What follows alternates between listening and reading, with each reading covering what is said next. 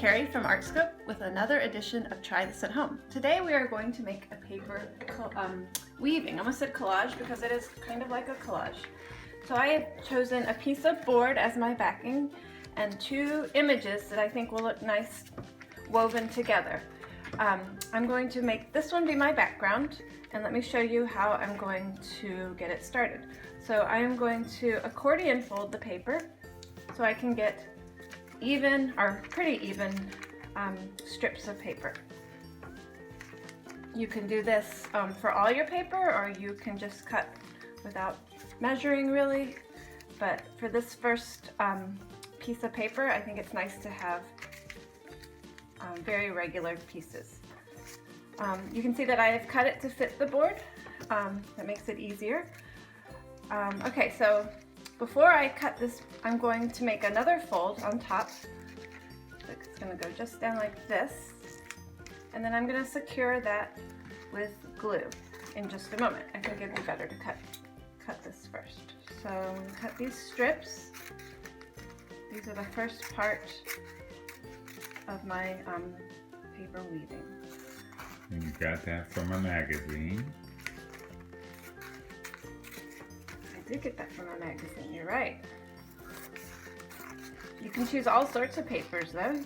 You can choose papers from mail, from old artwork. What else? You could even use black and white copy paper with text on it. That would be a very interesting weaving. So as soon as I get these cut, I am going to glue the top down. I am using liquid glue because I do not have a glue stick, but also because this is a kind of a hand-size weaving, having a smaller brush to apply glue I think works best. If you're making a bigger piece, like an 8.5 by 11, using a glue stick would just be just fine. Alright, so I'm going to glue this on the top. So this is going to be my paper that will go sideways or horizontally. So I'm going to cut the strips to go like this. So I'm not going to get to see this whole image. It's going to be kind of hidden, but that is okay. That's part of the charm of the paper weaving. So I'm going to be creating a pattern, and since this is kind of a geometric pattern anyway on this paper, I'm not going to really worry about trying to recreate the building. I'm going to use these papers any way I want. So I'm going to start by going under, over, under, over, like you would with a fabric weaving. And I didn't cut that one enough, so move it up. So I'm just going to keep doing this, making sure I've done this regularly for now. So I missed one right there, so I'm going to pull this back out, put it under so my pattern is consistent. So I could go ahead and just keep using these, or I could find another color of a magazine that I would like to add. So I've cut some strips that are going to be horizontal and some that will be vertical. Right now I'm working on my vertical layer. So I'm going to go with some pieces of let's try this blue. So in between each of these geometric shapes, I'm going to do this color. So I'm also going to go, this time I'm going to go under, over, under, over, and so on. And I can let this hang out for just a little bit. Then I'm going to go back with another one of these and follow this first pattern, over, under, over, under, over, under.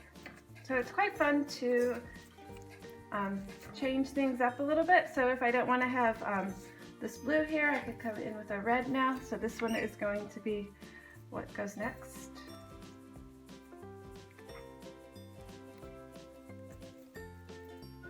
Right now the papers are kind of slipping. I don't want to glue anything down yet because I can keep adding things for quite a while. And then I'm going to come back with another one of these. And so this over, under, over, under. Okay, so you can see that I could just keep doing this pattern all the way down. And so what I'm going to show you next is a piece that I've already started on. Which is right here. So I worked on this one probably for about 30 minutes. And I'm at the stage where I could keep adding different slips of paper to create more textures and more contrast. So once you're here, it's easy to kind of slip things in because you have created some kind of tension with the paper, so they don't move around as easily. And sometimes they go right under and sometimes they don't, so you have to kind of push it up. And this one I'm just putting all the way under here. So I've got some pattern going on, but I have some irregularity going on too. So you might be wondering, like, when you are ready to start securing pieces. So for example, I know on this one that I want to keep this blue here. So I'm going to wrap it around and I can turn this over. And this is where I'll use my glue again. Just put just enough to hold that down. And then we can turn this over.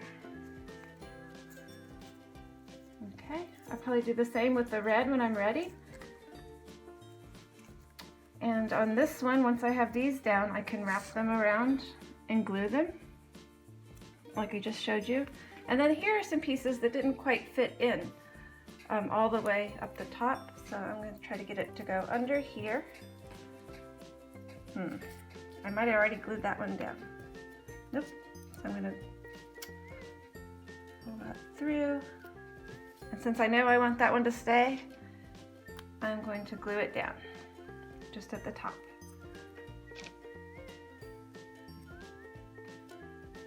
So I'm really curious to see what you will make with these. Remember, you can use any types of paper, construction paper, old artwork, paper with images on it, paper with words. Have fun and show us what you made on Instagram. Thank you.